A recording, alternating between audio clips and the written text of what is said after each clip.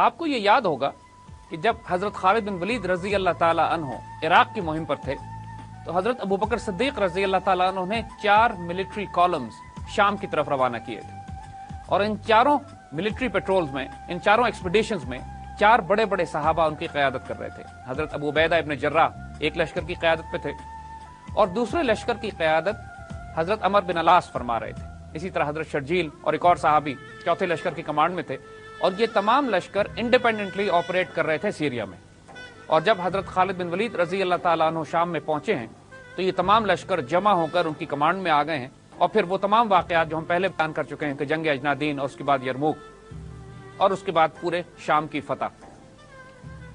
حضرت ابو عبیدہ ابن جراح رضی اللہ تعالیٰ عنہ کی تعاون میں وفات کے بعد جو اوور آل کمانڈ تھی وہ حضرت عمر بن العاص کو دے دی گئی شامی محاذ کی، اور اسی وجہ سے حضرت عمر بن عاص بہت زیادہ بے چین تھے دربار خلافت سے اجازت لینے کے لیے کہ ان کو مصر کی مہم پر بھی روانہ ہونے کی اجازت دی جائے۔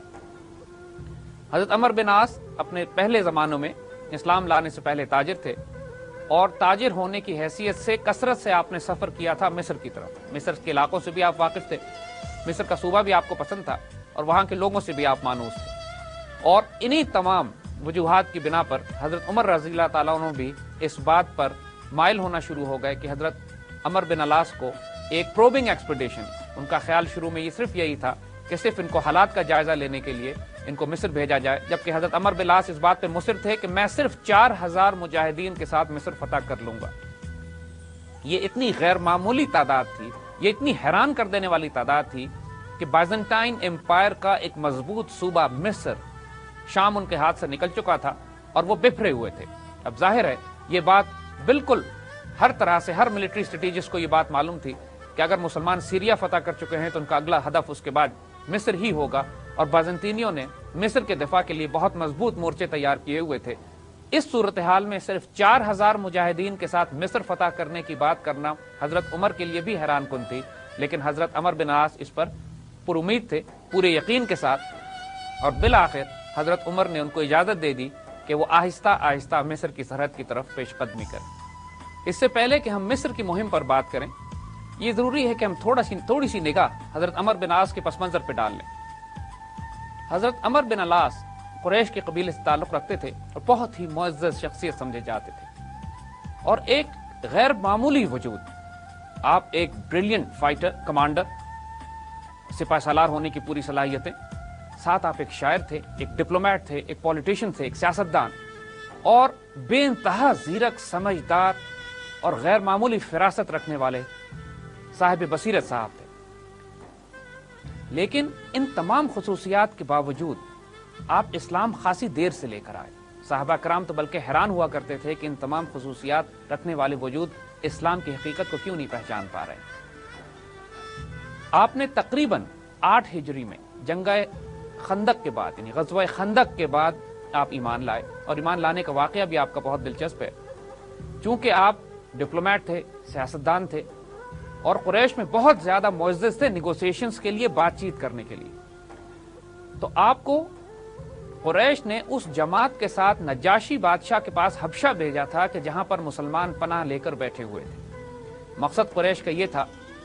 کہ آپ نجاشی بادشاہ کو کنونس کریں گے اس بات پر کہ مسلمانوں کو اپنے علاقے سے نکال دیا جائے۔ نجاشی نے جس طرح حضور صلی اللہ علیہ وسلم کا دفاع کیا اور مسلمانوں کو وہاں سے نکالنے سے انکار کیا، اس ساری گفتگو سے حضرت عمر بن العاص بہت زیادہ متاثر ہوئے، اور اسلام اب آہستہ آہستہ ان کے دل میں جگہ بنانے لگا۔ غزوہ احد کے موقع پر کفار کی طرف سے ایک گھوڑ سوار دستے کے کمانڈر حضرت خالد بن ولید تھے، اور دوسرے گھوڑ سوار دستے کے کمانڈر حضرت عمر بن العاص تھے۔ اس سے اندازہ کیجئے ان کے اس مقام کا کہ جو ان کو جنگی اور حربی حکمت عملی میں اپنے قبیلے میں نصیب تھا۔ اسی طرح غزوہ خندق کے موقع پر بھی آپ کفار کی طرف سے ایک لشکر کی قیادت کر رہے تھے، لیکن غزوہ خندق کے بعد بالآخر آپ نے فیصلہ کر لیا، اور اللہ تعالیٰ نے آپ پر کرم اور احسان فرمایا کہ اب میں اسلام قبول کروں گا۔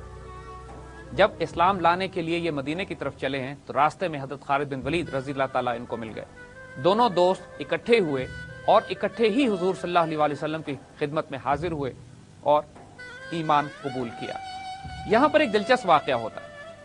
حضرت خالد بن ولید رضی اللہ تعالیٰ عنہ ایمان لے آتے ہیں، اور جب حضرت عمر بن علاس کی باری آتی ہے تو آپ ایمان لانے سے پہلے ہاتھ کھینچ لیتے ہیں اور حضور صلی اللہ علیہ وسلم سے شرط لگاتے ہیں کہ پہلے میرے پچھلے تمام گناہ معاف کیے جائیں۔ حضور مسکرا دیتے ہیں اور فرماتے ہیں کہ ایمان لانے کے بعد تمام پچھلے گناہ معاف کر دیے جاتے ہیں۔ اس اطمینان کے بعد جب شرائط اپنی مرضی کی طے کر لی تو حضرت عمر بن عاص اسلام قبول کرتے ہیں۔ حضور صلی اللہ علیہ وسلم آپ سے بہت زیادہ پیار کرتے تھے، پہلے بھی پسند کرتے تھے جب یہ زمانہ جاہلیت اور کفار میں تھے، اور ایمان لانے کے بعد تو حضور صلی اللہ علیہ وسلم کا بہت زیادہ اعتبار حضرت عمر بن علاس پر ہو چکا تھا، خاص طور پہ جنگی حکمت عملی کے حوالے سے۔ ایک مرتبہ ایک جنگی مہم پر روانہ کرنے سے پہلے حضور نے آپ سے فرمایا کہ میں آپ کو ایک جنگی مہم پر بھیجنا چاہتا ہوں، اس میں اللہ آپ کو کامیابی بھی دے گا، آپ محفوظ بھی رہو گے اور بہت سارا مال بھی آپ کے نصیب میں آئے گا۔ حضرت عمر بن علاس فرماتے ہیں کہ یا رسول اللہ صلی اللہ علیہ وسلم، میں مال کے لیے تو جہاد نہیں کرتا۔ اس پر حضور صلی اللہ علیہ وسلم نے انتہائی لطیف پیرائے میں انتہائی خوبصورت جملہ فرمایا۔ آپ نے فرمایا